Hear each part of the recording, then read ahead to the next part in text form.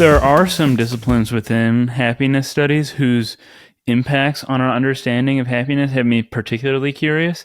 And one of those is anthropology, which I'm sure has made many contributions. But to start off, what do we know about happiness in different nations and cultures across the world? And what does this tell us about the nature of happiness as common to all of us? Yeah, so important, Robinson, because when we think about happiness, we need to think about it at three particular levels. The first level would be the universal level, and that is what is identical to all people, all places, all times. All people, all places, all times needed a sense of meaning and purpose. That's why, we see the search for, whether it's a god or a reason for being, or the prime mover, or, you call it whatever you want. We see it from time immemorial in the art and in the literature and in the philosophy that we encounter. Every place, everywhere, every time needed to move, to exercise. The movie WALL-E, which is a very important movie, shows us what will happen if we don't move. The dystopia of all of us becoming, blobs. We need to move, and we always needed to move. And even in the post-remote control world, or order everything online, we still need to move. Maybe we don't need to hunt and gather, but movement is necessary. So these are some of the universals. And again, the spire elements are universal. But then there is also the cultural. And there are real cultural differences.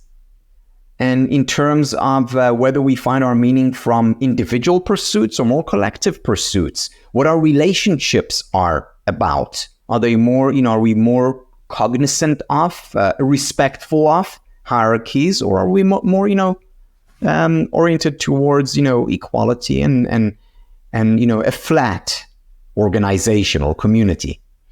These are real cultural differences, and you need to take them into consideration when you're prescribing for yourself or for others from a particular culture. But that's not enough to understand how to prescribe happiness or how to fully understand our needs as it relates to the good life.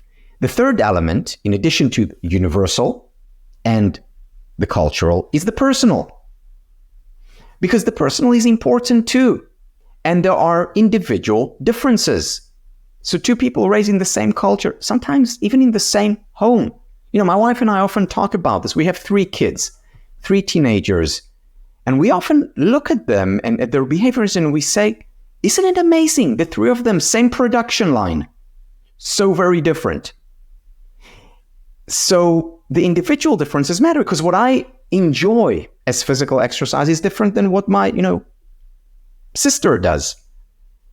What I find meaningful in my life is very different than what my brother finds meaningful, even though, again, same production line, same culture, certainly part of the same universe. So these are the 3 elements we need to look at. Now, for the universal and the cultural, we have research, and some great research, and again, mounting by the day. Very important. For the third one, the personal, we don't need research. We need me-search. Which is why a very important part of all of the classes that I teach is journaling. Again, going back to Aristotle, reflection, contemplation. Look inside yourself. And it's by doing so that we build on the research which is universal, the research which is cultural, and we create as much as possible a model of what it is that would make us happy. Or if I'm working as a therapist or a coach, or if I'm a parent or a teacher, What would make that person or those people happier? We need to look at those three levels, which is why, going back to your question, second level is the cultural. Why anthropology is so important, the study of culture. I'll give you an example. A book, this is a popular book, but I think my anthropologist friends or colleagues would not be too happy with me. But, look at the book called Lila by Robert M. Pirsig. So Robert M. Pirsig wrote the book Zen and the Art of Motorcycle Maintenance. His second book, not as well known, to my mind, as good as the first one, is called Lila. And Lila is an anthropological study of Native Americans. And it's fascinating because he talks about, one of the things that he talks about was the approach towards silence. And we in the West feel very uncomfortable in silence, with the absence of words. And that's why we invented small talk. And, we always have something to say and, fill the void.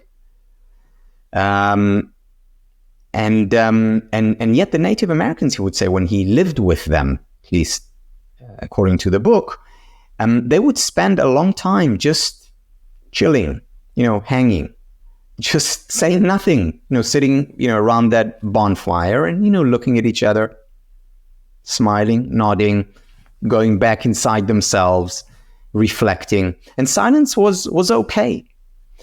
Now, they feel more comfortable in silence than we do, who were raised in a traditional, say, Western home or American or European home. And yet we can learn a lot from it because there is so much value to silence.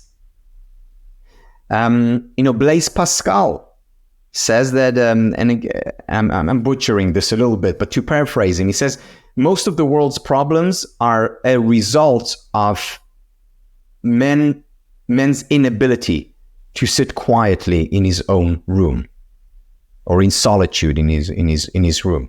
We need to learn to be in silence. Children need to learn how to be bored. Not turn to that screen, automatically when we, not just children, adults too. We don't know what it is to be in silence, to look inside or to observe outside. So this is where we can learn from one example of many, where we can learn from other cultures. Another example, we just spoke about this last week in our MA class, the concept of Ubuntu. I am because you are. It's an African, but it's considered the foundation of African ethics. It's about saying, I see you. It's saying even more than that. It's saying, I am because of you. It's acknowledging the interdependence, interconnectedness among people. How important is that? Now in the West, we talk about systems thinking, how everything is interconnected. Well, Bohr talked about it in physics. Peter Senge, the organizational psychologist from MIT, talks about it. Margaret Wheatley talks about it. Well, in Africa, it's one of their pillars of their culture that you can learn about in their mythology, in their philosophy. And how important is this concept, especially in today's broken world, to introduce ideas like that?